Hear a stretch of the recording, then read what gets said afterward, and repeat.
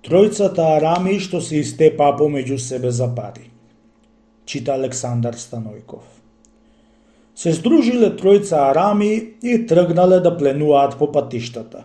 Сиромав, богат, тие не гледале, секого пленувале и до една пара му иземале само и само пари да спечелат и да си одат зимата дома, та да јадат и да пијат и ќеф да тераат. Целото лето што пленувале и на еден ден седнале да и бројат од кај што беа и закопале. И бројале и излегле 600 лири, демек му паѓало по 200 лири на глава да си делат. Пред да и делат, секој во себе си помислил за сам да ја има сите 600 лири и секој си кроел план како да направи да и вчепка парите сите тој. Сега, браќа, рекол првиот, еве по 200 лири ни паѓа да си делиме, еве и колку пари артирисуват.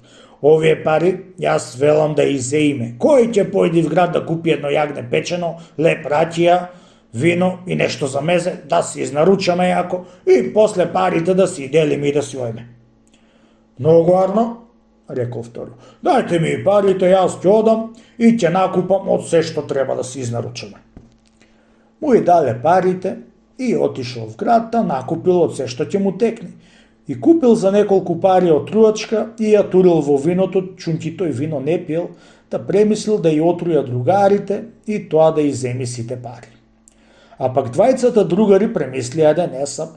За тие да го земат неговиот дел и му ватиле пусија на патот, а го отепале и си го зеле ручеко и се знајале, се изнапиле вино и не би час, двата се отруле и си умреле. Ете, пуста злоба до кај донесе што не може да ќердосаат сите тројца Арам пари. На Амино си поминал еден многу сиромашен дрвар и, видуајќи и парите, си изел и си отишол дома, та си преранил 5 девојчиња што си имал и си омажил на најбогати куќи и тој си живеа царски дури би жив. Ете, кому му било речено да си има тие пари, што и собрале клетите Арами во едно лето и не и ќердосале.